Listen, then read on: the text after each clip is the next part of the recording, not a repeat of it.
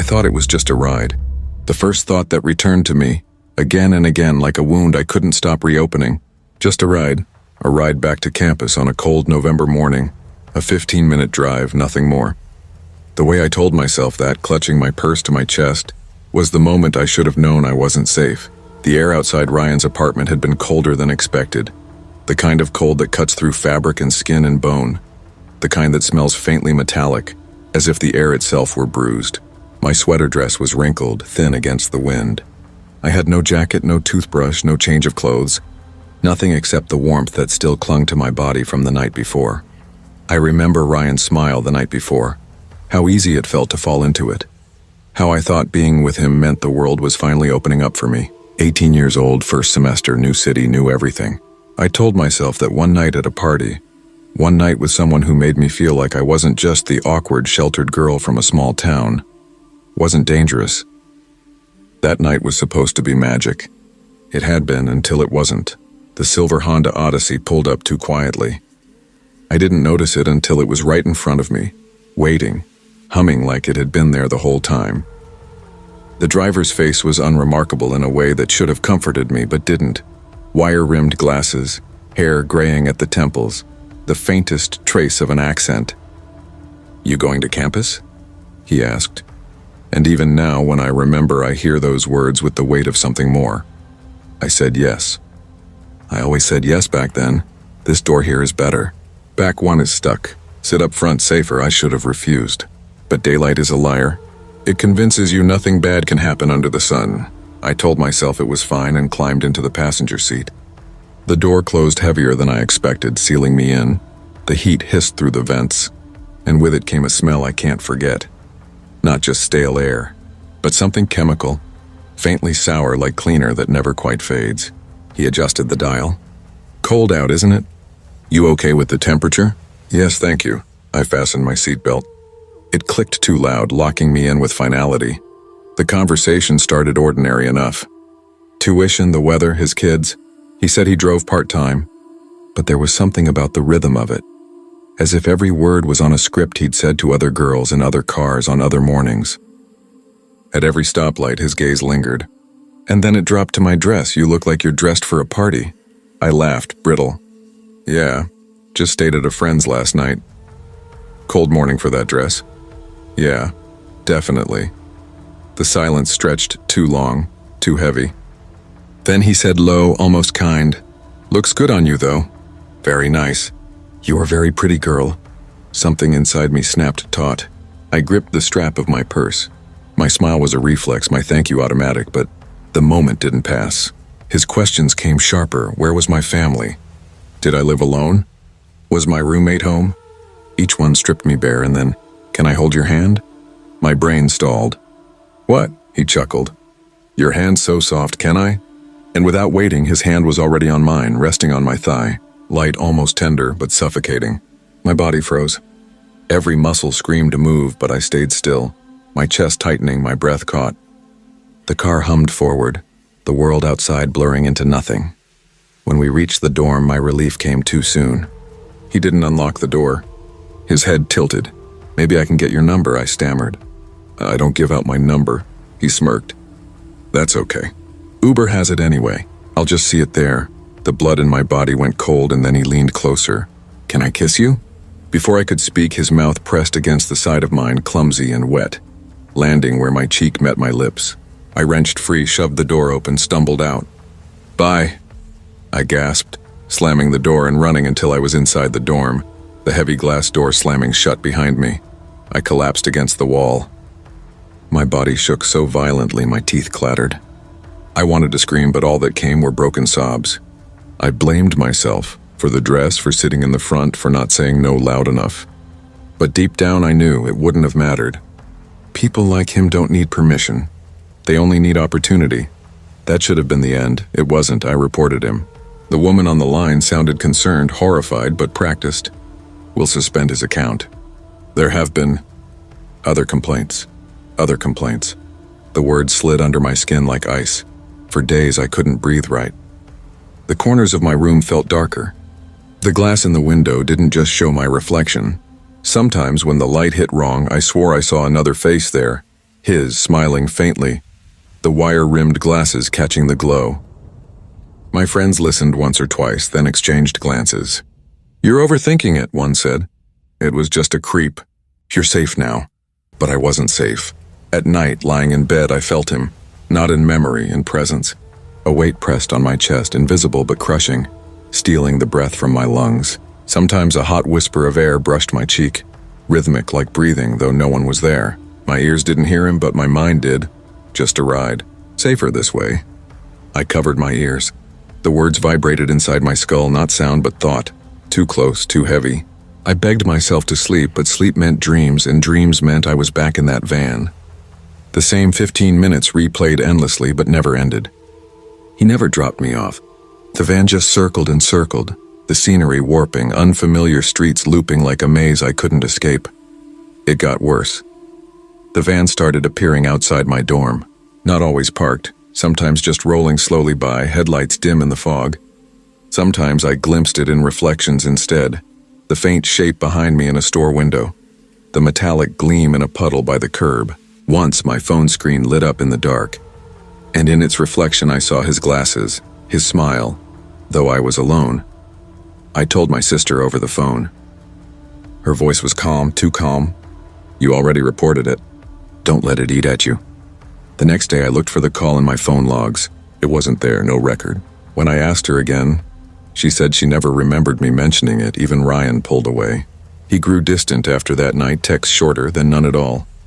My friends avoided the topic. I started skipping meals, skipping classes. My world shrank to my room, but even there I wasn't safe, because the van followed me everywhere now. I saw it parked across from the library, though no one else seemed to notice. I saw it idling by the cafeteria, though no exhaust rose from the pipe. I swore I heard its doors sliding open in the middle of the night, though when I looked, my dorm room was sealed. And always, his voice. Whispering, pressing, curling into me. Just a ride. Safer this way. One night I caught my reflection in the window again, but it wasn't mine. It was his, smiling, lips moving to form the words I couldn't block out. I screamed, but the sound that came out wasn't mine either. It was his voice. The final straw came when I tried to file a police report. My phone screen froze as I typed, the words van, driver, assault flickering and vanishing as if erased. When I stared at the blank screen, the reflection looking back wasn't me. It leaned closer, lips curling, "Your hand's so soft." "Can I?" I dropped the phone. My body trembled. My mouth opened to cry out, to beg, but the words that spilled out weren't mine. They were his. The same cadence, the same tone, and sometimes without realizing it, I hummed the same tune he hummed under his breath in the car. A tune I never knew until it lived inside me. I thought it was just a ride. 15 minutes, nothing more. But I never got out, because every time I pass a van on the street, every time I glance into glass or water or screen, I see him and he's still driving, and sometimes, God help me, I'm the one behind the wheel.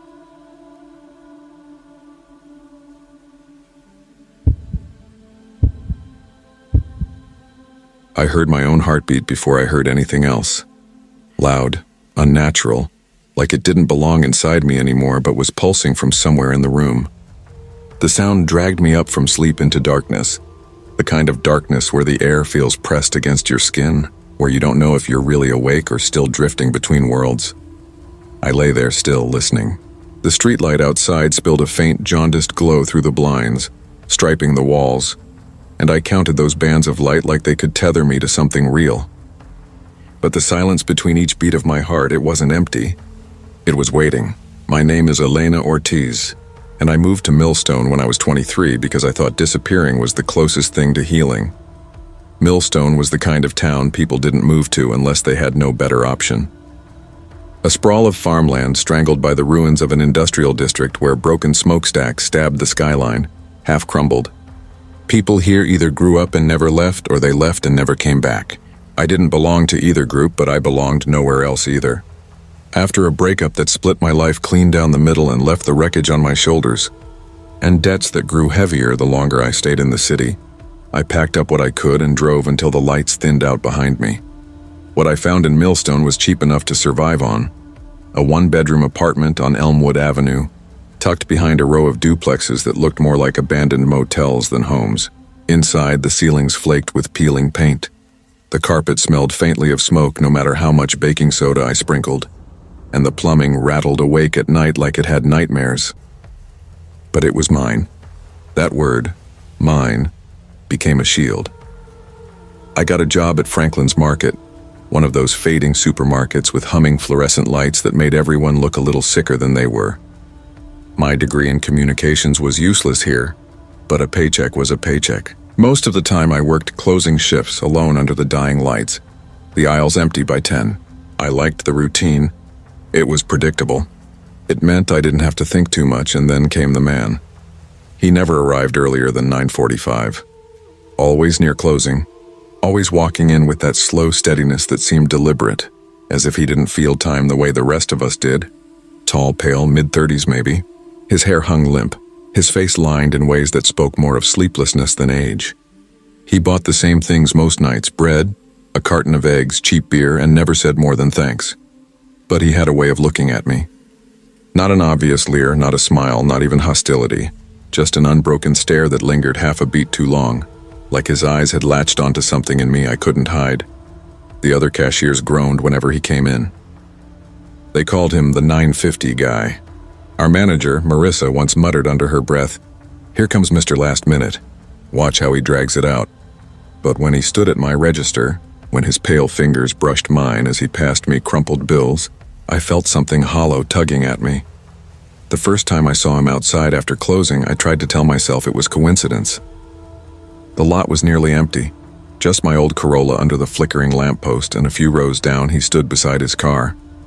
Not in it, not opening the door, just standing there, hands loose at his sides, face slack, staring toward the store. Not moving, not blinking. My chest tightened. For a second I thought about waving, about acknowledging him, but something in me recoiled at the thought. I got into my car fast, locked the doors, and pulled out without looking back. My skin buzzed the whole drive home. That should have been enough to shake me, but the silence of Millstone worked against me. Silence makes space for fear to grow roots. The first person I told was Angela, one of the other cashiers. She laughed, brushing a strand of hair behind her ear as she restocked gum at the counter. "Oh, come on, Lena. Creeps like that are everywhere. At least he's buying eggs and not like rope and duct tape." Her words made me laugh too, but only on the outside. Inside, the unease deepened. I called my sister a week later, trying to weave the story into casual conversation.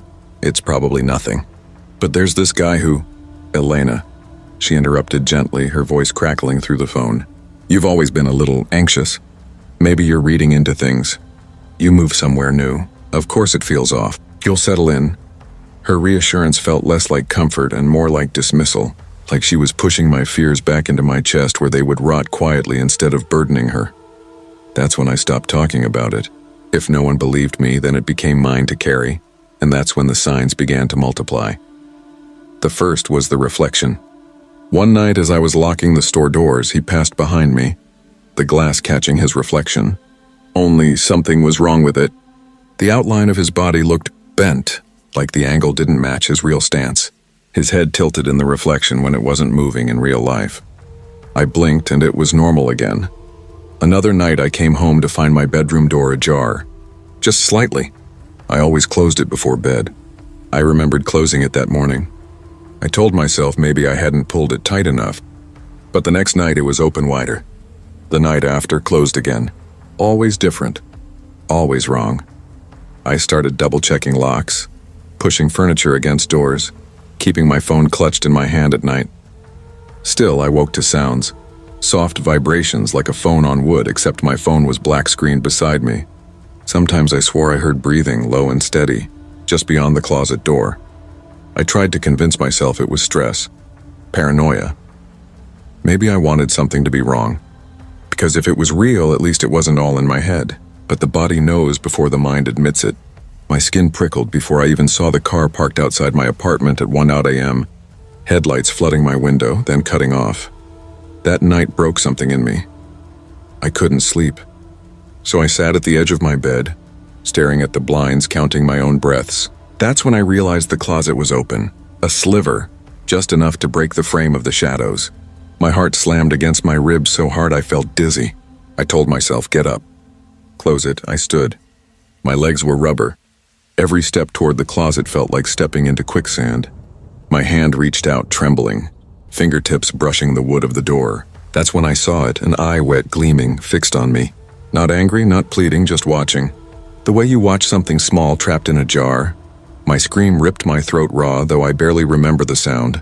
My body moved before thought, bolting down the hallway, tearing open the front door, sprinting barefoot into the freezing night. My feet slapped against the pavement until I reached the neighbor's house, pounding on the door until an older man pulled it open.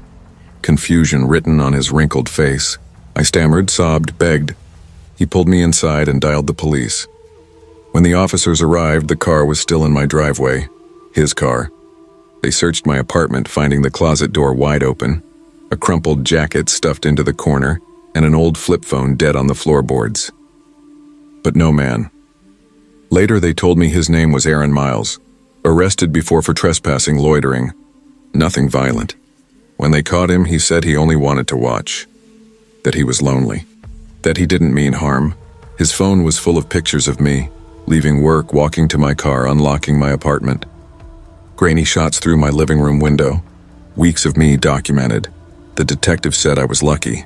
They said the only reason I woke was because his phone buzzed, vibrating in the closet and startling me. If not for that noise, I might not have opened my eyes. That's their version. The safe one, but they didn't see the reflection bend wrong in the glass. They didn't see the closet door shift open and shut on its own. They didn't see that eye. Black and endless, unblinking, not quite human. I moved out within a month, breaking the lease, dragging my life away again. But no matter where I go, I check every closet. I push them shut and press my ear to the wood, listening. Because sometimes I hear breathing that isn't mine, and sometimes, when the lights are out and the silence stretches too long, I swear I see the outline of a door cracked open. Just a sliver. Enough for the shadows to bend, and I know he never left.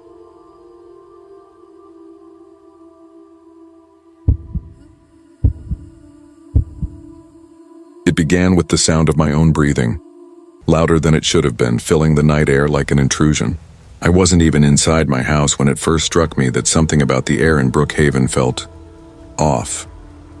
The cicadas had gone quiet, and instead of the usual wash of neighborhood sounds, kids laughing, a dog barking down the block, the faint hiss of cars on the main road, there was only stillness. I was kneeling in the flower bed I'd built by the fence, pruning shears in hand, clipping at a stubborn rose stem that had grown wild. My gloves were damp with soil, my knees pressed into the earth. The lavender gave off a sharp scent every time I brushed past it, and normally that smell anchored me, soothed me. But on that particular afternoon, the perfume didn't calm me. It mingled with something metallic, faint but sharp, almost like blood on the air. That was when I saw him. At first glance, he was no different from anyone else who might wander through the neighborhood. Tall, maybe late 30s, baseball cap pulled low, walking slow along the sidewalk. The kind of man you'd expect to have a dog leash dangling from his hand, or groceries tucked under his arm, or even earbuds in. But he had nothing. No phone, no bag. Just a blank pace, as if he was neither coming from anywhere nor going to anywhere. When his head turned, his eyes grazed me like cold fingertips.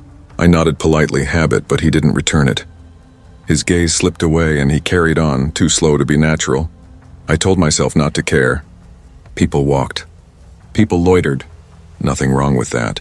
But 10 minutes later, as the cicadas resumed their endless chorus and I clipped another rose, he appeared again, this time from the opposite direction. Something in my chest drew tight, the way it does when a storm is gathering. When I saw him for a third time, his steps heavy, deliberate, his eyes lingering too long at the edge of my yard, I stopped pretending. My pulse ticked at the base of my throat. He wasn't exercising. He wasn't wandering. He was circling. That night, lying in bed, I tried to tell myself the silence outside was normal, that the faint creaks of my old house were nothing new. But it felt like the air had weight pressing against my ribs, squeezing breath out of me. That was the first night I dreamed of glass breaking, a sharp splintering crack echoing in the dark. I woke tangled in sheets, breath coming hard, convinced for several seconds that the sound had been real. The following days blurred together in a rhythm of unease. Morning coffee, office drudgery, evenings spent in my little yard among flowers. Each time I stepped outside, my eyes scanned the street against my will. And more often than not, there he was, the man. Sometimes walking past without a word, sometimes slowing, sometimes staring too long. One evening, watering can in hand, I saw him stop. His sneakers scuffed against the sidewalk, hands buried in his pockets, his body angled toward me with a deliberateness that made my skin crawl. Hi, I said, forcing lightness into my voice, though my grip on the watering can trembled. He took a step closer up to the edge of my property. His voice was gravel when he spoke, unused, as if the words scraped against his throat. Hey, do you live around here? Yeah, he said after a pause. Neighbor. Oh, I answered, plastering on a smile. Well, nice to meet you. The silence that followed stretched too long. His stare was unblinking, pinning me in place. Then abruptly, all right, bye. He turned and walked away without looking back. That night, long after I'd locked every door and checked every window, his voice echoed in my head. Neighbor. But he hadn't said where. He hadn't said who he was. The word sat in my chest like a lie. The days slipped by, one uneventful and indistinguishable from the next, except for his presence, always returning, always circling. Once I thought I saw the black rectangle of a phone in his hand, angled subtly toward me. But when I blinked, it was gone. I tried to brush it off until Rachel came by one evening, her sandals clattering up my porch steps, iced tea sweating in our glasses. I mentioned him casual, but not really. There's this guy, I said, tracing condensation on my glass. Keeps walking past, staring sometimes. Rachel frowned, her brow pulling tight. What does he look like? I described him. She shook her head slowly. Doesn't sound like anyone I know around here. Have you asked other neighbors? No, I don't want to seem paranoid. Paranoid? She leaned closer, lowering her voice. Listen, I'm not saying he's dangerous, but trust your gut, okay? Be careful. I nodded, but the word paranoid lodged in my mind like a splinter. That night, lying in bed, I counted the seconds between each house creak. The silence between noises felt intentional, like someone holding their breath. Then came the sound. A faint scrape, metallic against glass. My body jolted awake at 2:45 a.m. My heart hammered as I froze, ears straining. Another scrape, deliberate this time. The unmistakable stomach-churning crack of glass fracturing. My blood went cold. Someone was at my window. I slammed my bedroom door, locking it, breath shuddering as I dialed 911. My voice was a whisper. Someone's breaking into my house. Please send help. The footsteps came slow and heavy across my living room floorboards. The air thickened with each creak. My breath stuttered, hands shaking so violently I almost dropped the phone. The steps reached my hallway.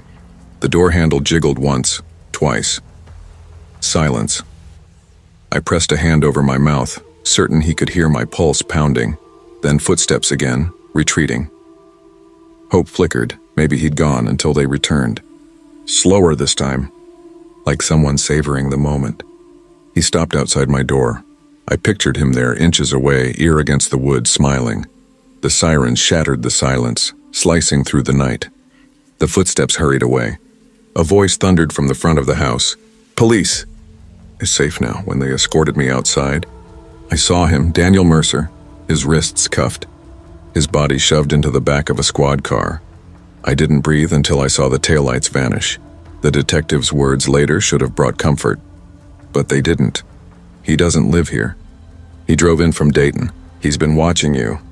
They showed me photographs found in his apartment, dozens. Me kneeling in the dirt. Me on my porch. Blurry frames through my window. My face always at the center. My stomach clenched with nausea. But that was not the worst of it. The worst was waking up weeks later, still hearing the scrape of glass in my dreams. The worst was the silence of my house pressing against me until I felt suffocated. I bought cameras, reinforced doors, adopted a dog, yet none of it banished the sound of my name whispered from somewhere I couldn't pinpoint. None of it stopped the feeling that I wasn't alone when I stood in my yard. The scent of lavender drifting, roses blooming bright against the fence. Because sometimes, late at night, the cameras flicker on without reason. The dog growls at corners where nothing stands. And I hear footsteps creak across my floorboards, pausing just outside my bedroom door. And when I press my ear against the wood straining through the dark, I hear it, breathing. Not mine, someone else's. Always waiting, always listening. And sometimes, when the silence deepens, I whisper to myself what Rachel once told me. Trust your gut. Only now, My gut tells me the man they arrested wasn't the one who broke the glass. It tells me the real neighbor has never left. It tells me he's still inside.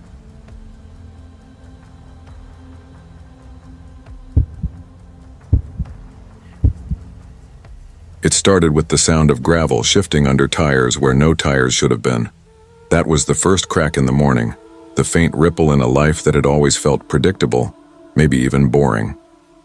But in that moment, standing on the dirt trail my family called a driveway, the woods pressing in silent and green around me, I knew something was off, even before I saw her. Even before she looked at me. The town I grew up in was small, one of those places where everybody knew not only your last name, but the way your porch creaked when you came home late.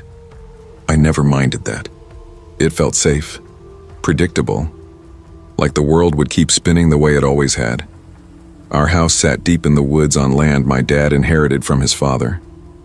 They had built it themselves, hammer by hammer, plank by plank, a house that was more bone and blood than structure.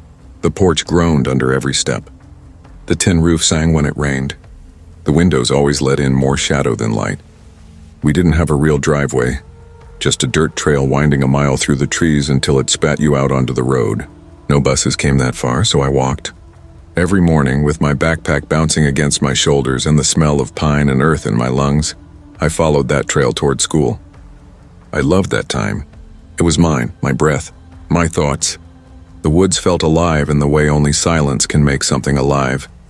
That day felt like any other until I saw the car. It was parked halfway down the trail, its engine idling low like a heartbeat. I froze. No one drove out here except us. That trail ended at our porch. There was no reason for anyone to be there. The car was old, gray maybe, the paint dulled to the color of ash. My chest went tight. Inside was a woman, mid-30s, maybe older. Her hair a shaggy black curtain that hadn't seen a brush in days. Her skin looked thin, almost translucent, stretched over cheekbones too sharp for comfort. And her eyes, dark rings carved under them as if she hadn't slept in weeks. She stared at me. Not curious, not unfriendly, just stared, like she was looking through me. I dropped my gaze and kept walking, but every step felt like I was dragging chains. My skin burned with her stare until the trail spat me out onto the road, and I could breathe again. That night at dinner, I brought it up casually, like mentioning I'd seen a deer. Hey, did one of y'all have someone out on the trail today? There was this car parked out there. Some woman sitting inside. The air tightened. My mom froze mid-bite, fork hanging between plate and mouth. My dad's frown cut sharp, his glass landing heavy on the table. What kind of car? His voice was harder than I expected. I don't know. Old sedan. Grayish, I think? She looked kind of off.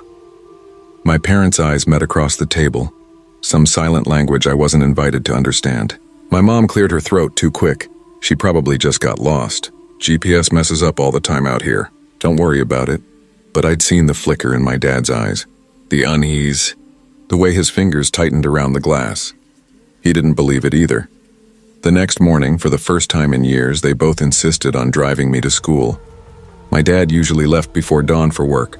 My mom's shift started early too, but they made time. And for the rest of that week, one of them dropped me off. No excuses. No complaints. Like it was non-negotiable, I didn't argue. Not much, but I thought it was overkill. I was 14, not a child who needed babysitting. It felt suffocating. Like the woods I loved so much had been declared off limits by some invisible line of fear. By the following Monday, though, everything was quiet again. No strange car, no strange woman. Life snapped back into rhythm. So I slung my bag over my shoulder and told them I'd walk. They hesitated, shared one of those tight glances again, but finally let me go. The woods welcomed me back. Damp, piney air, birds gossiping overhead, the earth soft under my shoes. My pace steadied into something like relief until I saw it.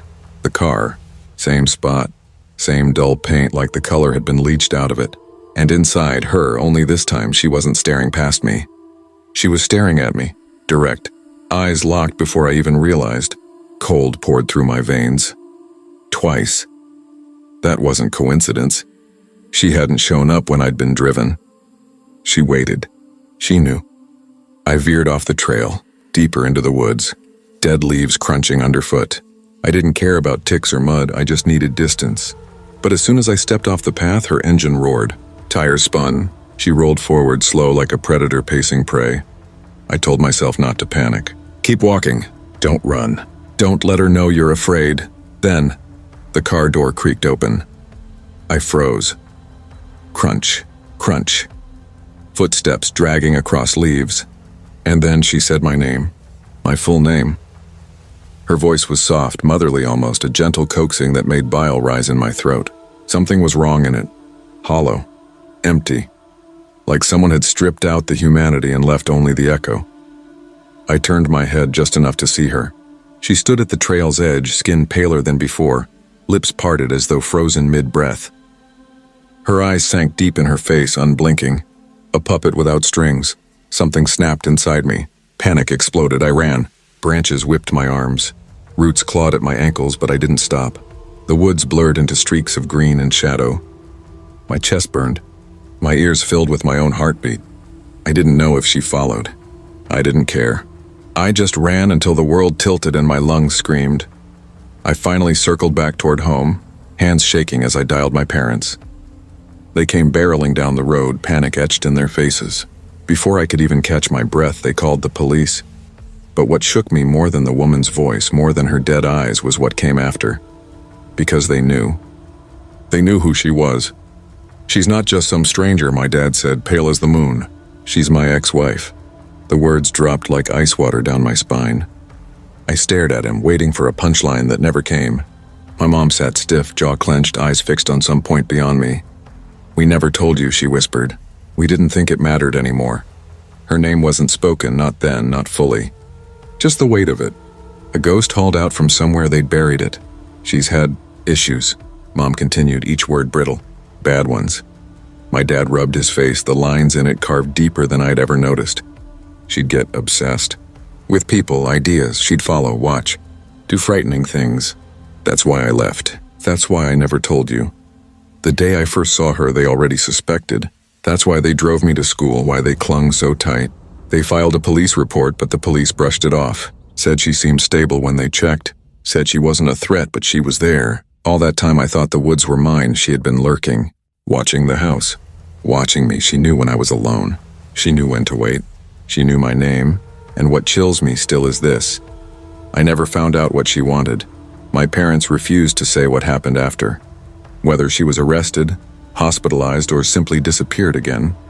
Every time I asked, they said only, she's gone now. But gone where? Some nights, even now, I hear her voice in the wind. That soft, sweet wrongness curling between the trees, calling my name, and I wonder, not if she's gone, but if she's waiting. Waiting for the day I walk alone again.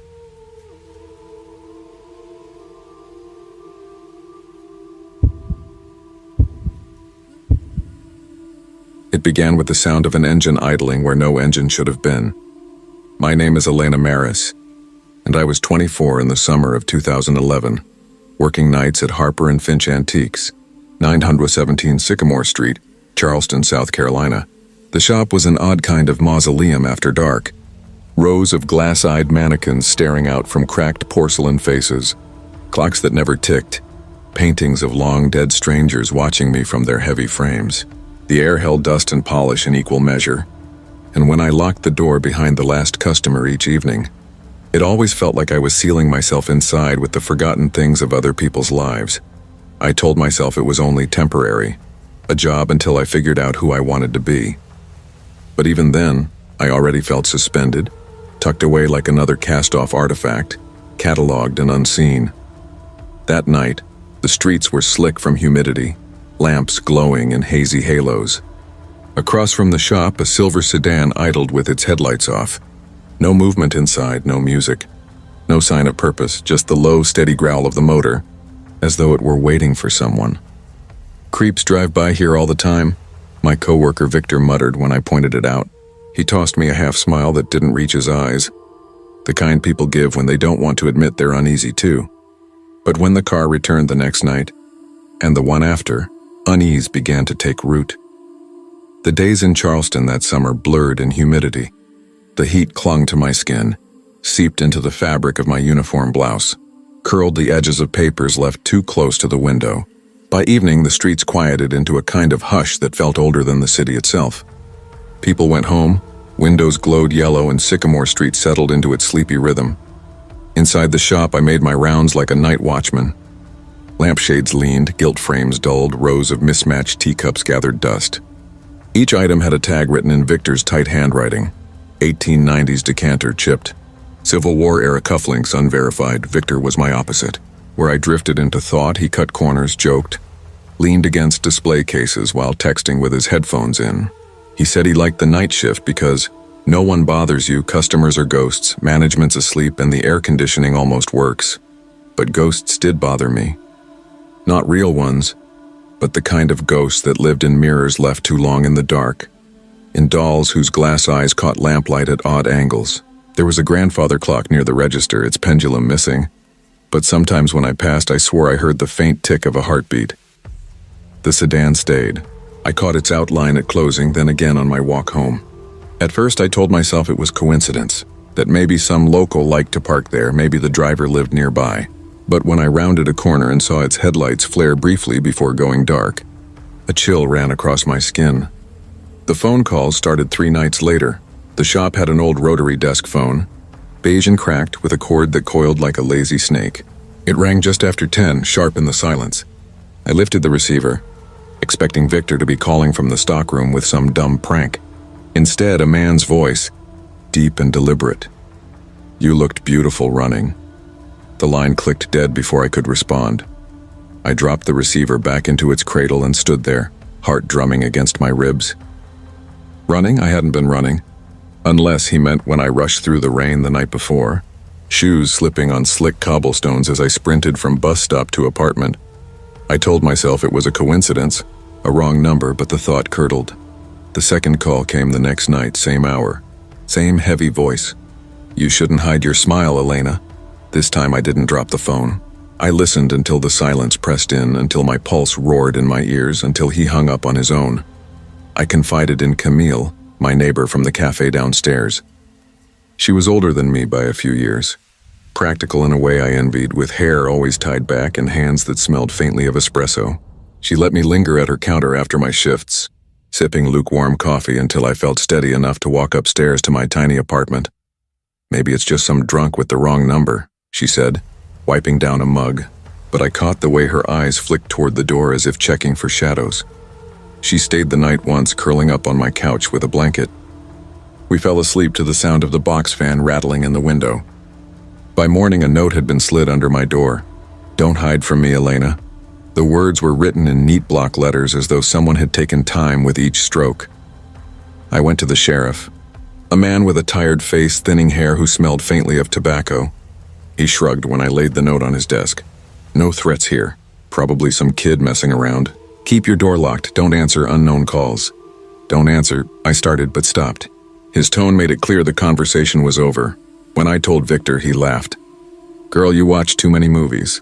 Some creep calls you, big deal, hang up. Don't let him get in your head." But he was already in my head.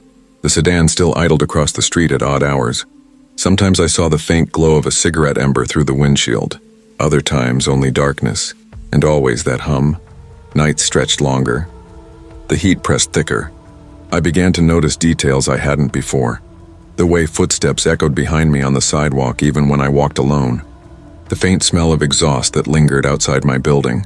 The reflection in glass that seemed a fraction slower than my own movements. Sleep thinned into something fragile. Every creak of the apartment floorboards jolted me awake. Every car that passed below my window made me hold my breath, waiting for it to stop. The calls grew bolder. "I like the way your hair sticks to your neck when you're sweating." The blue dress. "Wear it again." "You don't have to pretend with me, Elena. I changed my route home." I kept the curtains drawn, but he always seemed one step ahead, as though he moved with me, an unseen shadow keeping pace. One storm-split night, the knocking began. 3 sharp raps against my apartment door. I froze where I stood, halfway between the couch and the kitchen, barefoot on cool linoleum. The handle trembled against its lock. Then his voice seeped through the wood. "Open up. Elena, you don't have to pretend anymore." The words crawled across my skin, heavy as breath against my ear. I ran. I don't remember grabbing my keys. Don't remember flinging the door wide and tearing down the stairs. rain stinging my face as I burst into the street.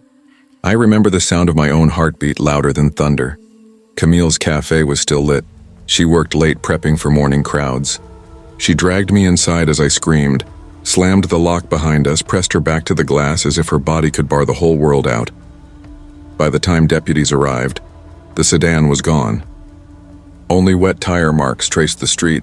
That was 12 years ago. Now I live states away in a city that feels faceless and loud. Different job, different apartment, different nameplate on a different desk. I tell myself I'm safe, that distance is protection.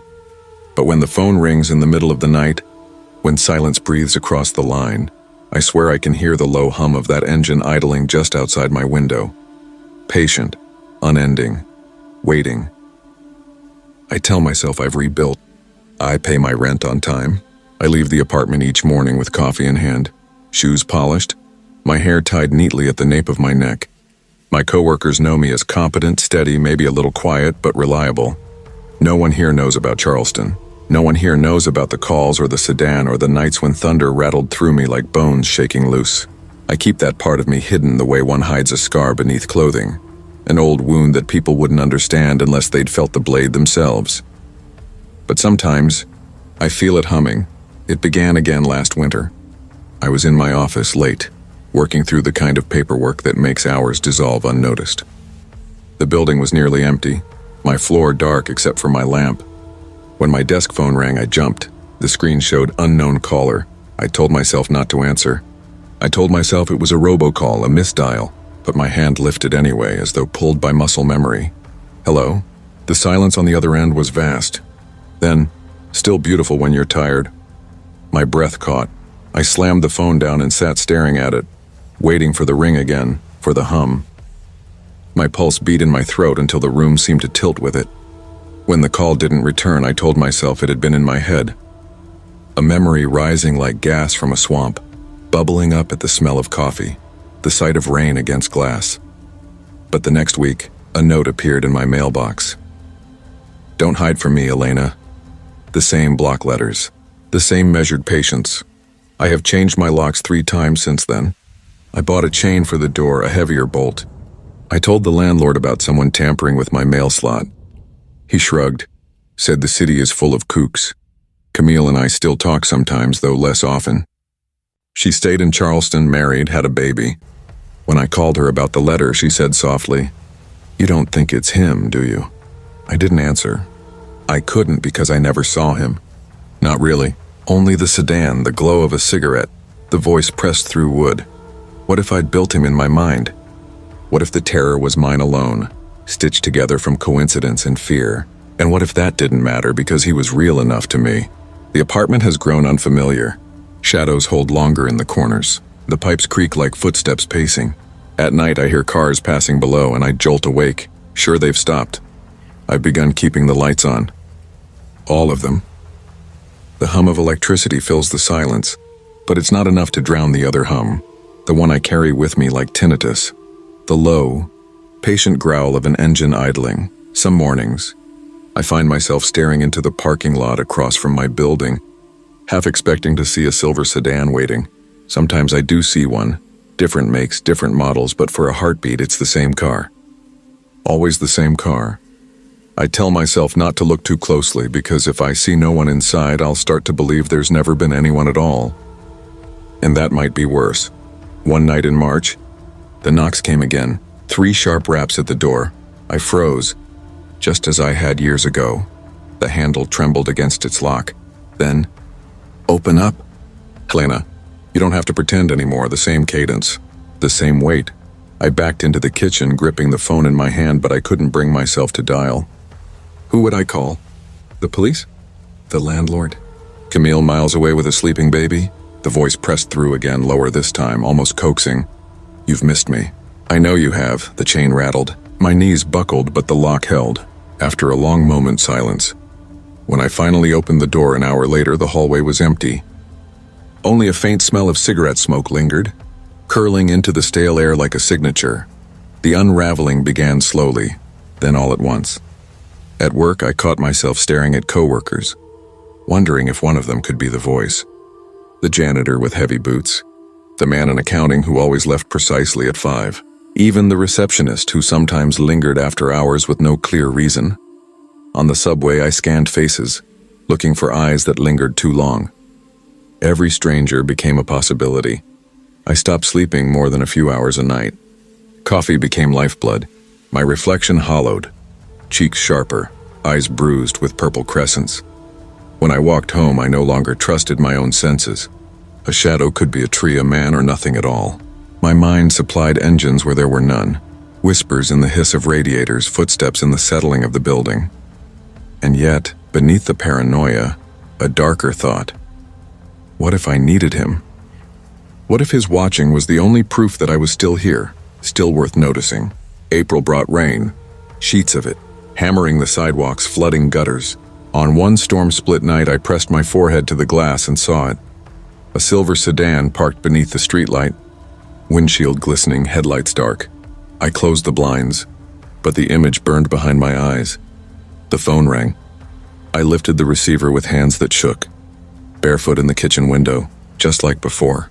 My knees gave way. I slid to the floor, clutching the cord as though it tethered me to something real. "Why?" I whispered.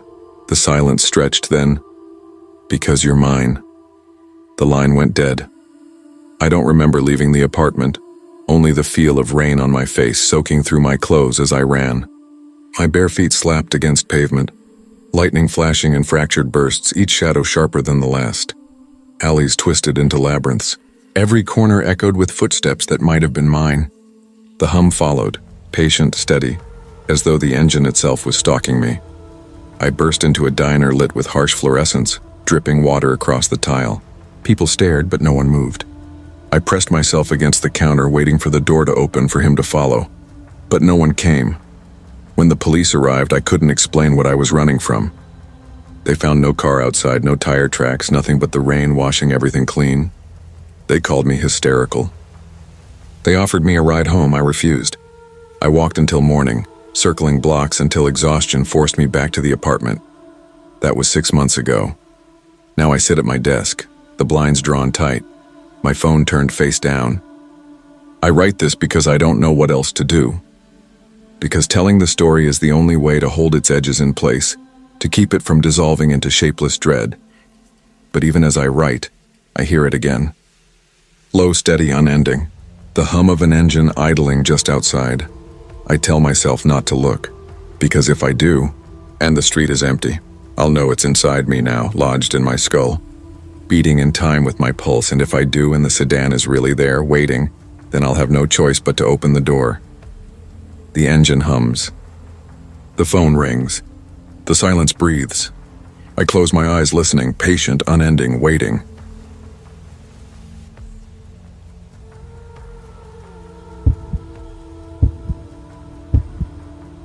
My name is Elena Marrow, and I was 26 when I traded the noise of Columbus for Millstone, Ohio, a town small enough that dusk seemed to swallow it whole. I told myself I wanted quiet, but the truth was simpler and less flattering. I wanted to disappear. Columbus had been a blur of traffic and chatter, endless job postings I wasn't qualified for, crowded apartments with neighbors who fought too loud or played music through the walls. My communications degree had turned into a punchline, a piece of paper that had cost me too much to admit I'd wasted 4 years earning it. By the time I packed my car, I didn't even know who I was leaving behind. Old friends had drifted away. Boyfriends had blurred into each other. My mother's patience had cracked. "You could have been something," she'd said once, but her voice carried the weight of past tense. Millstone felt like erasure, a place where no one would ask me questions, where I could fill the quiet with whatever shape I needed to become. The job at Rutherford's Market wasn't glamorous. I stocked shelves, broke down boxes, mopped at the end of the night. Still, there was a comfort in routine. I liked the way the aisles looked when they were full, the symmetry of cans stacked neatly in rows, the hush that fell over the store after 10, when the speakers clicked off and left only the faint buzz of refrigeration. I moved slowly, carefully, pretending I was building something from nothing. That's where I first noticed him. He came late, always late. The automatic doors would hiss open around 9:45 when the store was nearly empty, and he would glide in with a kind of gravity that made him stand out. Tall, gaunt, maybe 35. his skin pale beneath the harsh fluorescent lights. His eyes were pale too, washed out like glass filled with water. He never smiled. His basket was predictable: eggs, bread, a six-pack of whatever beer was cheapest that week. It was almost too predictable, like he was performing the act of being ordinary. $9.50 regular, sighed Tanya, one of the cashiers. The first time I noticed him at checkout, she muttered it with a kind of weary rhythm, as if she'd said the same words to him 100 times already. Even Mark, the other night stalker, had noticed. He elbowed me once near the freezer aisle, nodding toward the man's retreating figure. Bet he's your secret admirer. I laughed it off, but his words stayed with me, because admiration wasn't what I saw in the man's gaze. When his eyes passed over me, it wasn't fleeting or casual, it held. It weighed me down. It was like being pressed against glass, studied. Not lust, not curiosity. Something else. Something heavier. I tried to tell myself he was just another late-night regular, a stranger filling his cart with habits. But I felt it. Each time the door sighed open near closing, my chest tightened. On Tuesday, October 3rd, 2023, the air outside was thick, damp, and low, as if the sky itself was sinking onto millstone. Mist hovered under the streetlights, swallowing the edges of the parking lot. Tanya and Mark left together, their laughter muffled by car doors shutting. I lingered to double-check the lock, jingling my keys as if the sound might make me braver. That's when I saw him, not inside his car, but beside it. He stood near the rear bumper, arms slack, face turned toward the store. The lamppost above him flickered, buzzing faintly. The mist made him blur as though he might vanish if I blinked, but he didn't vanish. He didn't move at all. My keys slipped against my palm, rattling too loud. I slid into my Civic, shut the door, and forced myself not to look again as I started the engine. My mirrors were full of darkness. I told myself maybe his engine had died. Maybe he was just waiting for someone. Maybe. But the image of him standing still in the mist followed me all the way home. At 1:03 a.m., I woke to headlights slashing across my blinds. They cut through the room like blades, then vanished. My skin prickled, sweat cooling on my chest. I listened. Silence. No engine idling, no tires crunching on asphalt. Just my pulse in my throat. I got up to get water, and that's when I noticed it. My bedroom door was cracked open. I always shut it before bed. Always. The break in the line of the frame was small, but my body knew. Something was wrong. I pressed my hand against the door, pushing it closed with a quiet click. My skin was trembling. I told myself I was tired, half dreaming. But then, as I turned back, something else reached me. A smell. Faint, metallic, sour-sweet, like old blood and stale air. It lingered near the closet. I froze. My eyes locked on the narrow seam of the closet door. For a second, I thought I saw movement, a shadow within shadow. My lungs refused to work. I took one step closer, and that smell grew thicker. Coating the back of my throat, I bolted. Bare feet slapping pavement, I ran across the street and hammered my fists against Mr. Henley's door. He appeared after what felt like years. Hair flattened on one side, eyes wide with confusion. "What the hell's wrong, Elena?" I pushed past him, sobbing. "Someone's in my apartment, please, please." He grabbed the phone, called the police. His living room smelled of cigarettes and old wood, but it felt like safety. When the officers searched, they didn't find a man. Not in the closet, not under the bed, not behind the shower curtain. My things were untouched, my doors locked from the inside. But on the closet floor, they found something small, a button. Black plastic scuffed smooth from wear, meaningless to anyone else. To me, it was proof.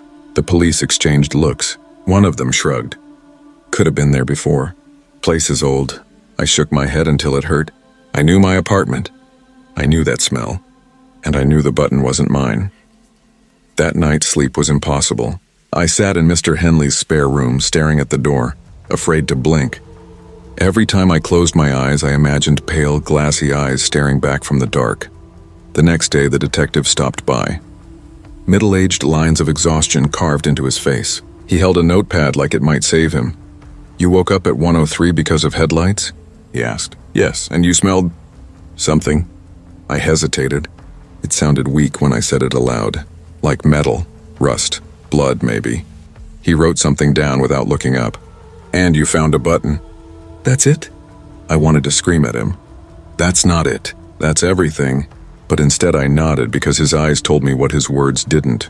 They weren't going to find anyone. By the time they left, my apartment felt poisoned. Every surface had been touched, every corner defiled. I packed in silence, my hands shaking so badly I dropped half of what I owned. Within a week, I broke my lease.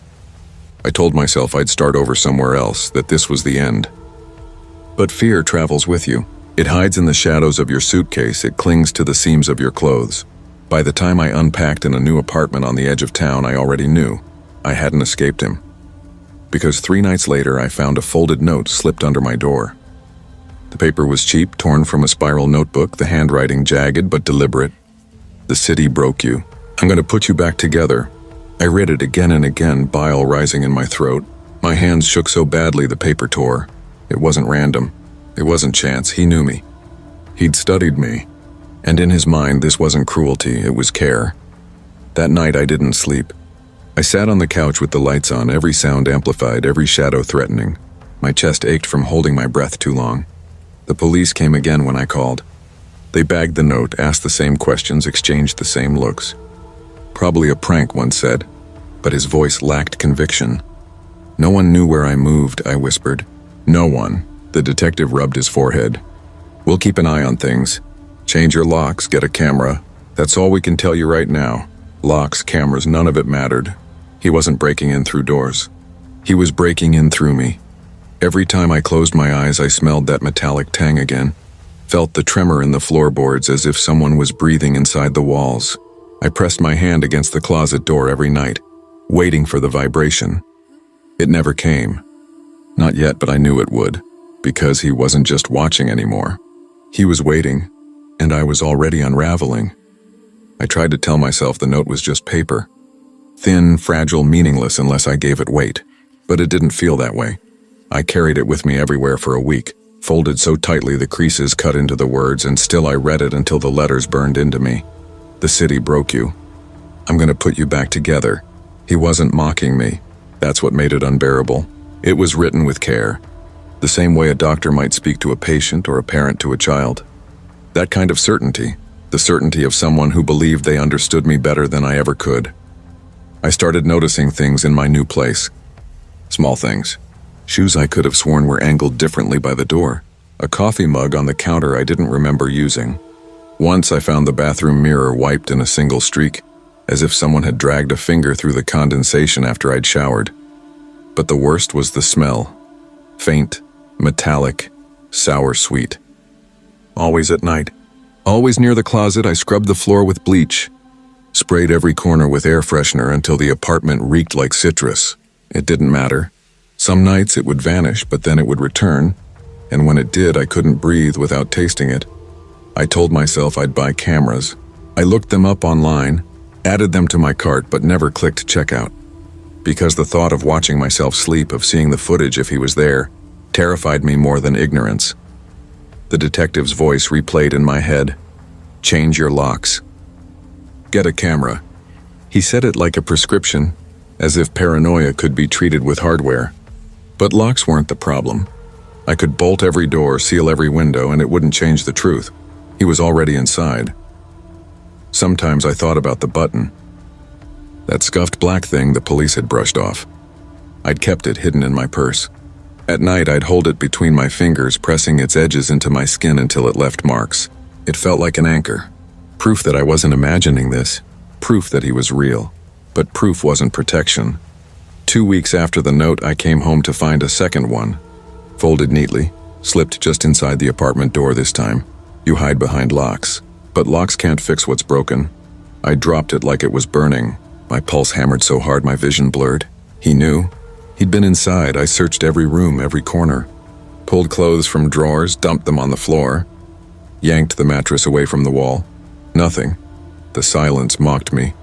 That night I dreamed of him. His pale eyes hovering above me. His breath warm against my ear as he whispered, "Shh, I'm here to help." I woke with tears streaming down my face, hand clamped against my mouth to keep from screaming. The next day at work, Tanya noticed. "Jesus, Elena, you look like death. You okay?" I almost told her. Almost said everything, but her face was too open, too unconcerned. If I told her, it would sound insane. So I just nodded, whispered, "Didn't sleep," and walked away. Millstone was too small. People noticed when you looked wrong. I started driving an extra 30 minutes just to shop at a different grocery store. I left lights on in every room, let the TV play static at night. It didn't help. Because then came the third note. "The city hollowed you out. I'll fill the empty parts." Trust me, the handwriting was steadier this time, more deliberate. Like he was settling into himself, like the performance of patience had become natural. I called the police again, voice shaking. The detective didn't even come himself this time.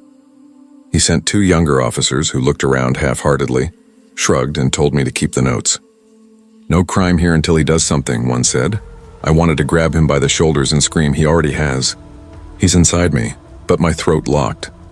After they left, I sat in the middle of my living room floor, knees pulled to my chest, holding the 3 notes like scripture. My hands shook so badly the paper rustled. I realized then that I hadn't spoken to my mother in weeks. Or friends, though friends was a generous word. Everyone had drifted away years ago. He was the only one writing to me now. The only one paying attention, and some small fractured part of me almost felt grateful. That was when I knew I was breaking. The nights bled together. I slept in snatches, waking every hour, convinced I heard footsteps. Sometimes I'd smell him before I was fully awake. That metallic tang leaking from the closet like gas. I pressed my palm against the wood. Nothing. But once, only once, I thought I felt the faintest vibration, like a phone buzzing. I told myself it was a dream. It had to be. Then one morning I found something on my pillow. A rusty nail. Small, bent at the tip, its ridges worn smooth from handling. I sat frozen for nearly an hour, staring at it. My skin crawled with the knowledge that it hadn't been there when I went to sleep. He'd left it while I dreamed, inches from my face. I didn't go to work that day. I didn't leave the bed except to shove a dresser against the closet door. I stayed curled under the blanket, clutching the nail so tightly it cut into my palm. That night I dreamed again. Not of him exactly, but of hands, long, bony, reaching through the closet crack to pull me inside. I woke screaming, the sound strangled in my throat. By then I knew cameras wouldn't matter. He wanted me to know he was there. He wanted me to feel him even when I couldn't see him. The 4th note came 2 days later. "Don't be afraid. Fear is what broke you. I'll make you whole again." The paper smelled faintly of rust. I didn't call the police this time. What was the point? They just tell me to stay calm, to lock my doors, to keep notes of the details. They couldn't protect me from what I couldn't see. Instead, I taped the note to my bathroom mirror right above my reflection. I wanted to remind myself it was real, that someone out there had written these words with his own hand, but the longer it stayed, the more it twisted. Sometimes, brushing my teeth, I'd catch myself reading it like a mantra. "Don't be afraid. Fear is what broke you." And for a flicker of a second, I almost believed him. That scared me more than anything else because he wasn't just haunting me anymore. He was seeping into me. The unraveling got worse. I started hearing knocks at odd hours, soft, rhythmic, like fingertips brushing wood. Once at 2 a.m., I woke to the sound of my name whispered through the wall. Not loud, not insistent. Just there. Elena. I covered my ears and rocked back and forth until sunrise. Work became impossible. I showed up late, jittery, spilling cans in the aisle. Tanya asked again what was wrong, her face pinched with real worry this time. I wanted to tell her everything, but the thought of saying it aloud, of letting his presence exist outside my apartment, terrified me more. As if naming him would summon him closer, so I kept quiet. And then came the 5th note. "You're ready now. Stop fighting me. Open the door and let me in." The handwriting was precise, confident. That night I didn't just press my palm against the closet door. I pressed my ear too, and for the first time I didn't hear silence. I heard breathing, slow, patient, waiting. I stumbled back, heart hammering so loud I thought it would shake the walls. My vision swam. For a moment I thought about running to Henley's again, begging him to call the police. But then I imagined the officers tearing through my apartment, finding nothing but me trembling, and the humiliation was unbearable. Instead, I sat on the floor across from the closet, knees pulled tight, watching. Hours passed. My eyes burned, my muscles cramped. The breathing never wavered. When dawn came, the sound stopped. The closet was just wood again, empty. But I knew. He'd been there. The sixth note was waiting on my kitchen counter that evening as if it had grown there. The city broke you. I've been watching long enough. Tonight you'll see the words burned into me. Tonight I didn't leave for work. I didn't eat. I sat in the living room with every light on, clutching the rusty nail like a weapon. My hand ached from gripping it too tightly. Midnight came, then 1. The silence stretched, taut and unbearable. At 1:03 a.m., the same time as before, I felt it a tap, soft. From inside the closet door, against the exact spot where my hand always pressed once, twice. A slow rhythm, like a heartbeat. I dropped the nail, my breath tearing out of me. My palm pressed back against the wood, and there it was again, a vibration, deliberate, alive. My throat closed. My eyes flooded. He was here. Not a dream. Not paranoia. Not notes or buttons or nails. Here. The last thought I remember clearly, before the room spun and everything blurred, was that his words had been true in a way I hadn't wanted to admit. The city had broken me.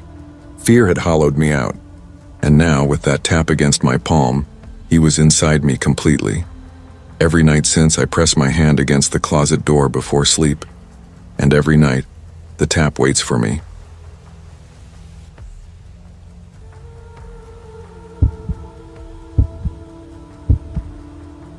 My name is Emily Voss, and I was 34 the year it began.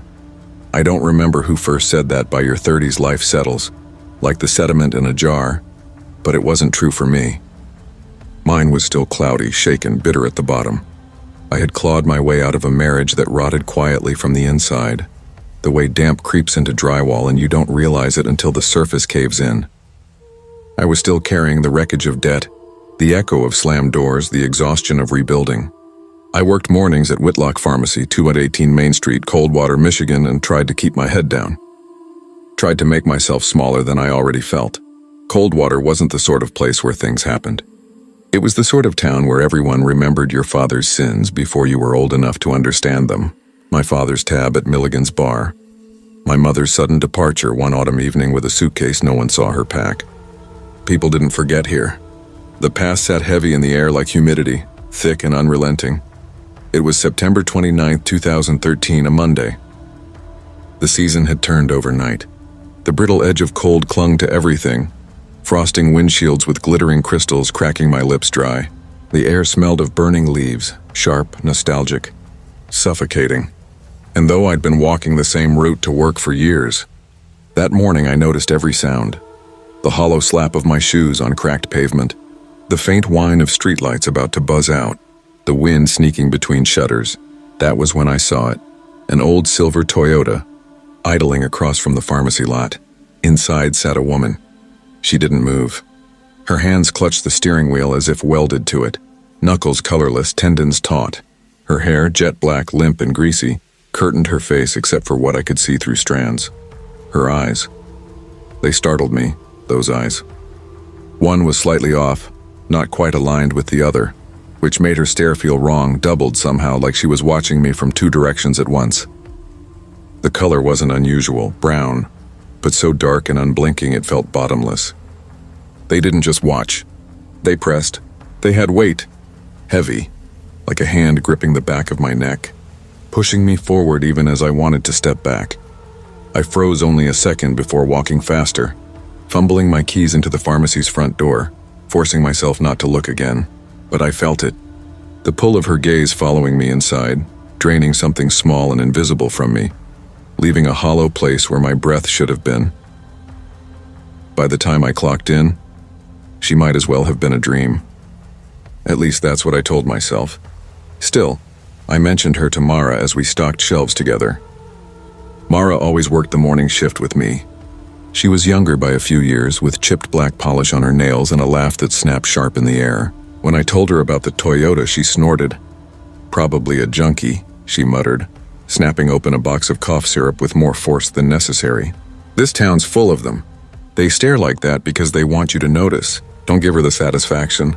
I nodded, pretending to agree, though unease settled deeper in my chest. That evening, locking up, I glanced toward the street. She was still there. The Toyota sat dark now, headlights off. Through the windshield, dimly lit by a street lamp, I could see her pale face behind the curtain of hair, angled directly at me. No blink, no shift, only watching. My heart rattled all the way home. By Wednesday, I was so distracted I overcounted change twice. Harold, my boss, noticed. He was a thick man with the stance of someone who had once tried to join the army and hadn't made it but never let go of the posture. That afternoon, as I pretended to balance the drawer, he leaned in and asked, voice low, "You need a ride home, Emily?" For a heartbeat, I almost said yes. I wanted to. I wanted to crawl into the passenger seat of his Buick and let someone else drive. Someone else check the rearview mirror for me. But shame closed my throat. I smiled, lied, shook my head. I'm fine. I wasn't because the Toyota had moved. I saw it 2 nights later on Willow Bend Drive, my street. My house at 114 Willow Bend, parked beneath the maple that leaned over my bedroom window. The engine wasn't running. The car sat as though it had always belonged there. And in the driver's seat, her shape still and silent. My breath went shallow. Coincidence, I told myself, clutching the edge of the blinds until the cord burned my palm. Coincidence. But her head tilted just slightly, as if acknowledging me. Those dark doubled eyes fixed on my window. I let the blind snap shut. After that, I buried myself in routine. Up before dawn, lights on, coffee gulped fast. I swept the aisles of the pharmacy until my arms ached. Let the buzzing fluorescence numb me. But each morning when I dared peek through the blinds, the car seemed closer, angled more directly toward my house. Some nights, the driver's side window was cracked an inch. When the wind shifted, I imagined I could smell her. Exhaust fumes, cigarettes, and something else sour beneath, like milk left too long in the heat. It wasn't just imagination. I started waking at night to the crunch of gravel, the faint scrape of shoes below my window. Once I heard it. My name. Emily. Low, muffled, but certain. I bolted upright, heart battering, pressing my hands to my ears. But the sound lingered just enough to convince me I hadn't dreamed it. Sleep became impossible. I began cutting through alleys to work, running even in daylight. More than once I caught my reflection in the glass of a storefront and swore it was her, standing too close. My pulse never slowed. My body felt like a live wire, vibrating with fear that didn't switch off, not even when I locked my doors. Mara noticed first. She leaned across the counter one slow afternoon, gum snapping, eyes narrowed. "You're jumpy as hell." "She's still out there?" I nodded, throat raw. "Then stay with me. You don't have to be alone in this." I wanted to. God, I wanted to. But another fear caught me, that if I left, the woman would slip inside my house while I was gone. I mumbled excuses, promised I'd be fine. Harold pressed too. He told me to call the police. So I did, finally, one Thursday evening when the Toyota's engine had been idling for an hour straight. The officers came, 2 of them, faces tired from repetition. They shone flashlights into the car. They spoke with her. I couldn't hear what she said, but I watched from behind my blinds, my nails cutting crescents into my palms. When they returned, their shrugs told me everything. She's calm, cooperative, didn't give us any trouble. The way one of them looked at me, curious, skeptical, pitying, made my stomach drop, as if I was the unstable one. That night, I double-locked every door. Still, at 2 a.m., I woke convinced I'd heard my name whispered through the window frame. By morning, my hands shook so badly I dropped 3 pill bottles behind the counter. Mara caught one mid-fall. "You look like you haven't slept in a week," she said. "She's getting in your head." She was right. She was in my head, my thoughts twisted, looping. I began whispering to the empty street outside, questions I couldn't stop. "What do you want?" I hissed once through the blinds, so low it was barely breath. Sometimes I argued with my own reflection in the dark window. Sometimes I thought I saw her lips moving too, answering me. By mid-October, the frost thickened. The air always smelled of wood smoke, but underneath it now was something else, faint and wrong. A rot that clung to me even inside the pharmacy. And then came October 21st. I came home late. The night air was sharp, the moon a thin sickle above the roofs. I noticed the front door immediately. Slightly ajar, my chest locked. My shoes felt nailed to the porch. Inside, the house looked untouched. But on the kitchen table sat a single object, a folded photograph. I knew it before I opened it. My hands shook so violently the photo nearly slipped from my grip. It was me, 7 years old, hair in crooked pigtails, a yellow dress I had forgotten existed, gap-toothed, smiling, a picture I hadn't seen in decades, one I thought had been lost when my father stopped paying for storage. The paper smelled faintly of gasoline, cigarettes, and something sour that made bile crawl up my throat. I hesitated before turning it over, as if the back might burn me. In trembling pen, a message sprawled. I promised I'd come back for you. The letters slanted unevenly, as though written in haste or in a hand that remembered me too well. The air thickened. The wood smoke outside seeped in through the cracks, but now it carried a faint undercurrent of rot, sweet and spoiled, and in that smell I knew she had been inside. The photograph sat on my kitchen table like it had always belonged there. I couldn't touch it again. I couldn't move it. I could barely look at it, though my eyes returned over and over, pulled by a gravity I didn't want to understand. I paced instead, barefoot on the linoleum, every shadow in the house stretching long and crooked. My breath came shallow, ragged, and I whispered without meaning to, "What do you want from me?"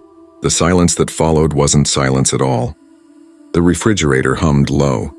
The clock on the stove ticked soft and steady. And beneath it I thought I heard something else, the faint idling of an engine outside. I darted to the window, pressed my face between the blinds.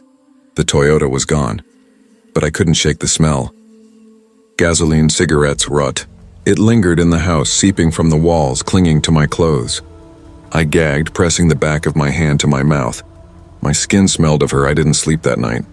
I locked myself in the bathroom with the lights on, whispering to Mara on the phone until dawn painted the window gray. I didn't tell her about the photograph. I couldn't.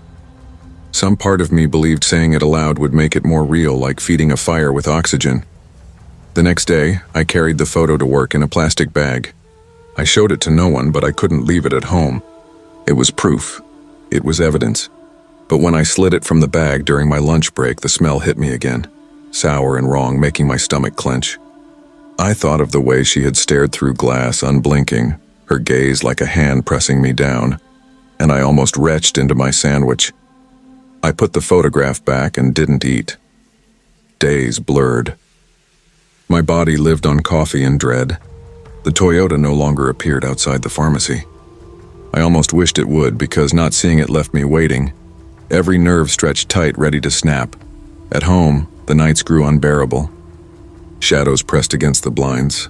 Sometimes I swore I saw her reflection in the glass, my face at first, then a flicker, then hers. The doubled eyes, heavy and wrong, watching me from the dark. I started talking to her, at first in whispers, tentative, as if admitting weakness. "Why me?" I breathed once, forehead pressed against the window pane. The glass fogged with my breath, and for a moment I thought I saw words traced there, faint as condensation, because I said I would. I stumbled back, heart thudding so loud it drowned out thought. When I blinked, the window was bare again. Later, lying in bed, I whispered, "What do you want?" And in the creak of the porch roof, I heard her answer. Not in words, but in the rhythm of the sound, a slow insistence like something shifting closer. By early November, I was unraveling. I lost track of hours, misplaced bottles, forgot how to count change at the register. Harold pulled me aside once, voice too careful. "You need rest, Emily. You're burning out." I wanted to laugh. Rest? As if closing my eyes was possible anymore. As if in the dark she wouldn't come closer. Press her face to the glass, lips moving silently around my name. That night, I dreamed, if it was a dream, that I woke to the smell of gasoline thick in my room. The window rattled softly. I rolled over and there she was. Not outside. Inside. Standing at the foot of my bed, her black hair damp, plastered to her cheeks, eyes heavy on me. I couldn't move. I couldn't scream. She leaned forward slowly, lips parting as though to whisper. I woke gasping on the floor beside the bed, tangled in sheets, but the smell lingered. I began carrying a knife from the kitchen, hiding it beneath my pillow. I barely spoke to Mara anymore. She pressed me, begged me to stay at her place. I lied, said I was fine. How could I explain that leaving my house felt like abandoning something, like letting the woman take ownership of it, like letting her win On November 14th, I came home to find my back door unlocked. Nothing looked disturbed. But on my nightstand sat another photograph. This one I recognized immediately. My father, holding me in his lap, a can of beer in his other hand. I was 5, grinning wide, unaware of the stain spreading across his shirt. The back of the photo was marked with a single line. "You told your mother you wished I'd never left." I dropped the picture. My throat closed. That was true. I remembered saying it once in a fit of anger when I was 8, before my mother walked out for good. Words I had whispered into her shoulder. Words I had buried in shame. No one could know that. No one but her. That night I didn't sleep. I sat at the kitchen table with the knife in my hand, staring at the window until the dark outside felt thicker than the walls. The smell of smoke and rot drifted faintly through the cracks. At 3:14 a.m., I heard the creak of the porch roof, slow, deliberate, as though someone tested the boards above my window. My body locked. I raised the knife. My pulse thudded in my throat so hard I thought it might burst. A shadow shifted outside the glass. Pale, human-shaped, and then her face pressed against the pane. Inches away, her lips moved silently, shaping my name again and again. Emily, Emily. Her breath fogged the glass, and through it her eyes glowed dark and doubled, unblinking, dragging the air from my lungs as if she inhaled for me. I bolted. Through the back door barefoot, the cold ground cutting my skin. I screamed until a neighbor's light flicked on until someone pulled me inside. When the police came, they searched. They found no woman, no Toyota. No photographs. I swore I hadn't imagined it. I swore I could still smell her clinging to me, to my hair, to my skin. But the officers looked at me the way people look at the unwell, pitying, skeptical. I moved in with Mara after that. I quit the pharmacy. But nothing changed. I flinched at headlights, avoided windows, slept only with curtains drawn and doors double locked. Still, some nights I woke to that sound, the faint hum of an engine idling in the distance, steady as a heartbeat, waiting. And sometimes in the hush before dawn, I swore I heard her whisper my name again, not like a threat, like a vow.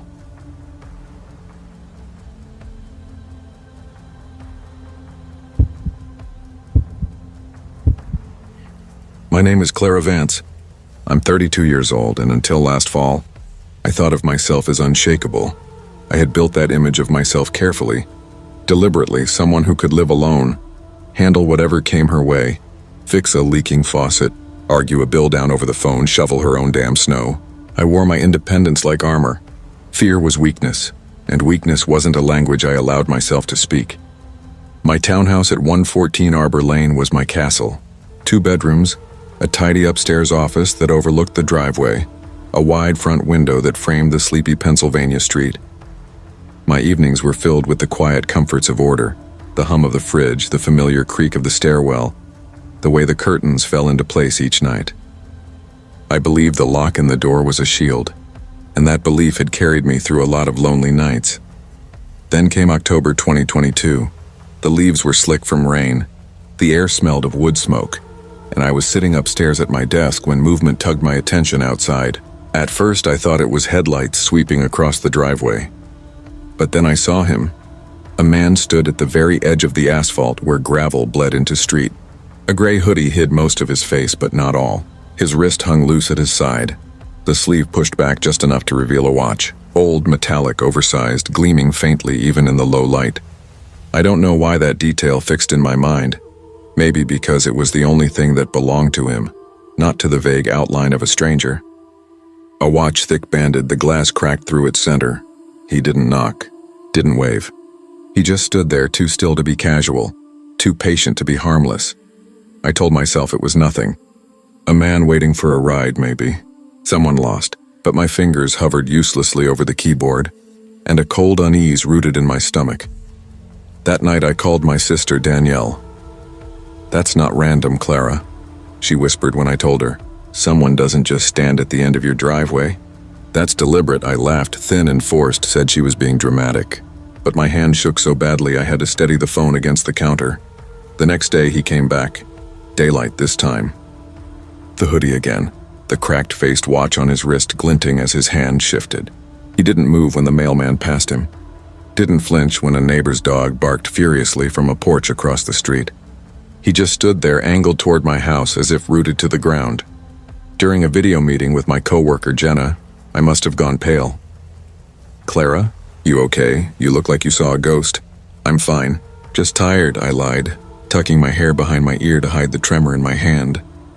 But I wasn't fine. I was beginning to believe what I didn't want to name. He was here for me. 2 nights later, the house betrayed me. I woke to gravel shifting outside my door. Slow, deliberate footsteps, too heavy to be wind, too careful to be chance. My body locked. I crept to the door, pressed an eye to the peephole. Nothing but shadows.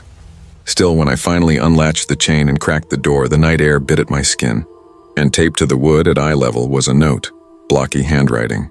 4 words: "Clara, answer the door, not resident." Not ma'am, my name. I stood there staring, my lungs refusing to pull air. That one detail, the intimacy of my name, undid me more than any faceless presence ever could. When the police came, they barely looked at the paper before shrugging. "Probably a prank," one officer said. "Neighborhood kids, maybe. We'll drive by a few times." Their voices were casual, dismissive, but I couldn't shake the image of the cracked watch flashing faintly at the end of the driveway. The house felt different after that. The wide window in the living room transformed from something I once loved into something obscene. A stage light exposing me. I pulled the curtains tight, but still I felt eyes on me. Still I glanced at the door every few minutes, expecting the next knock. Weeks stretched into silence. I almost convinced myself it was over. Until February. It was just after midnight when I saw him again. Same driveway, same stillness, same gray hoodie, same watch gleaming faintly. But this time his hand clutched something. By morning I found it shoved into the dirt by the mailbox. A photograph of me, taken through my front window as I read on the couch, a blanket over my lap, a book in my hands. The angle was intimate, familiar. The kind of perspective you get when you're inside a room with someone, not outside peering in. My throat closed. The book in the photograph was the same one I'd been reading aloud on the phone to Danielle the night before. He had been there, listening, watching, documenting. Installed cameras, alarms, double locks. The house filled with the artificial chime of reassurance. But I couldn't shake the truth pressing down on me. None of it mattered. At 2:37 a.m., my phone buzzed with a motion alert. My hand shook as I opened the feed. He was there, standing in the yard, his hood up, his head tilted slightly toward the lens. Slowly, he raised his hand, another piece of paper. This time, 5 words scrawled dark and jagged. "I liked your coffee today." I couldn't breathe. I called 911, whispering as though he might hear me through the walls. And then the knocking began. Not rushed. Not frantic, patient, deliberate. The sound of a man who knew exactly how long he had. The rhythm filled the house, each hollow thud against the door like a countdown. Then it changed. The knocks softened, stretched. A scraping sound, a deliberate dragging like chalk on a board, tracing lines across the wood. My stomach twisted as I realized what it was. He was using his finger, his nail, to outline letters. My name, C-L-A-R-A. When headlights finally splashed across the wall, the scraping stopped. I peeked through the curtain just in time to see him. Hood low, watch glinting, step back. And then he melted into the darkness, dissolved as though the shadows had swallowed him whole. I left for Philadelphia the next morning. Stayed with Danielle a month. Her apartment was noisy, cluttered, alive. The constant sirens and neighbor arguments wrapped me in a cocoon of sound. For the first time in weeks, I slept without jolting awake. But eventually, I had to return. Arbor Lane waited for me like a wound. My home was hollow, poisoned. I pulled the curtains, locked the doors, stacked the kitchen counter with coffee mugs just to prove I still had control. But every night my eyes flicked to the driveway, expecting the watch to catch the light, expecting the shadow to root itself in place again. It has been nearly a year since the last sighting. No notes, no photos, no scraping at the door. But when I sit at my desk, the monitor glowing in the dark, the window reflects me back at myself. Sometimes, in that reflection, I think I see more than my face. I see the blur of another figure, faint, waiting. And I feel it again, the ataw, certainty that he is rehearsing the next move, because the terror was never in his visits. It was in the silence that followed, The knowledge that he could return at any moment, and when he does, the door between us might not hold. I thought time would dull it, that months without a sighting would scab over the wound, but time has done the opposite. The silence stretches thin, brittle, and every night I wait for it to snap. The cameras became my ritual. At first I checked them only when alerts buzzed my phone. Now I refresh them constantly. I eat with the feed propped open on the counter. I keep the bedroom monitor angled toward me as I sleep. It's no longer about catching him. It's about proving to myself he isn't there. But sometimes the screen glitches, stutters into static. Sometimes for a breath I think I see a blur, an outline, a shadow just at the edge of the frame.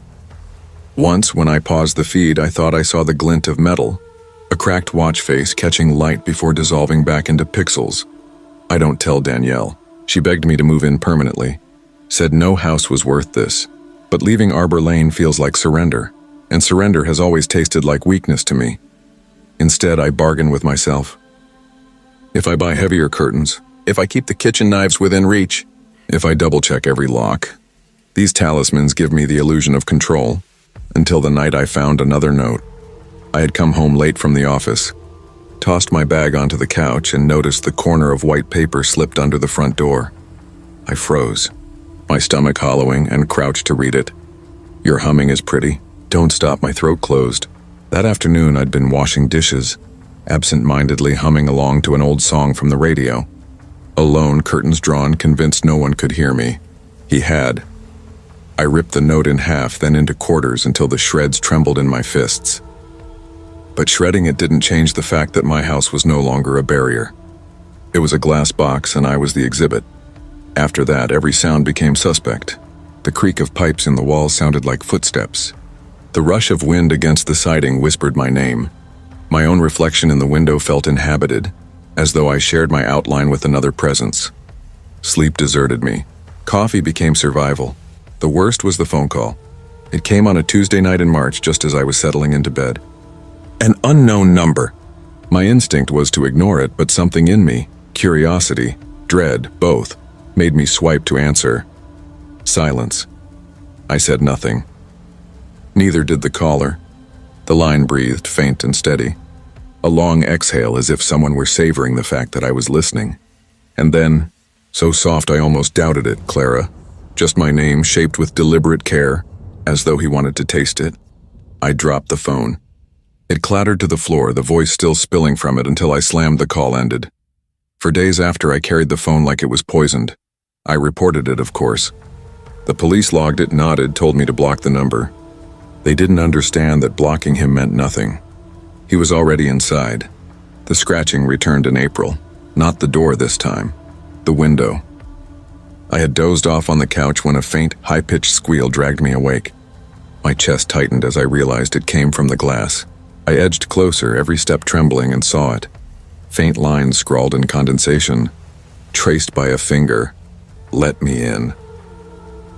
The letters lingered even after I yanked the curtains shut.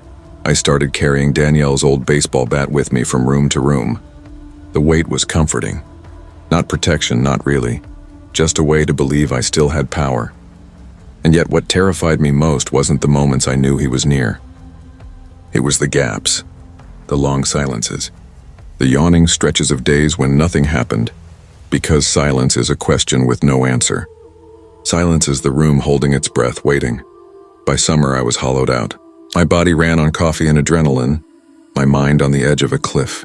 My coworkers noticed, but no one pressed too hard. I told them I had insomnia. They accepted it, the polite lie that cost them nothing. Then came August. At 3:12 a.m., the camera alert buzzed. I fumbled for my phone, heart pounding, and opened the feed.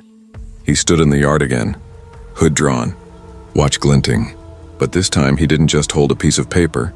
He wrote in thick black marker, word by word, he scrawled across the page. First, let me in, then, without lowering his arm, he dragged the marker again, layering new words over the old, ink bleeding together. Please, then again, I'm so close. And again, the marker tearing the page. You belong to me. The words stacked, frantic, until they became an unreadable black block of rage. And all the while his head tilted toward the camera as if he knew I was watching. I called 911. My voice was barely a whisper, and then the sound began, knocking at first. Steady, patient, then the scrape. My name etched slowly into the wood, then silence. I thought the police were close. I thought he'd vanish like before. But the silence didn't hold, it broke with a voice, whispering, "Clara." My name spoken from outside the second-floor window. I froze. My bedroom light was off, but the curtains were thin, and against them I saw a faint outline, a shadow where no one should have been. Too high for a ladder, too steady for imagination. My breath stuttered. The whisper came again, softer, stretching the syllables. Ra. I backed into the corner, clutching the bat so tight my knuckles ached. And then the headlights came. The squad car, but this time he didn't walk away. He didn't dissolve into the dark. He melted. That's the only word for it. His outline thinned, broke apart, reassembled as shadow, slipping down the siding until it disappeared into the night. The officers searched, of course. Found nothing, not even footprints. I left Arbor Lane within a week, packed the essentials, signed a lease in a new town, a new street. I told myself distance would break whatever thread bound him to me. For a month, I almost believed it. Then one morning I opened my new front door and found a note taped neatly at eye level. "Nice place, Clara." The paper trembled in my hand. The handwriting was the same blocky scrawl. That night I stared at my reflection in the window. My own face pale and strained. And behind me, faint, blurred, a shape I couldn't quite define, watching because the terror was never in his visits. It was in the realization that he is inside me now, threaded into my thoughts, stitched into my reflection, and he's never leaving.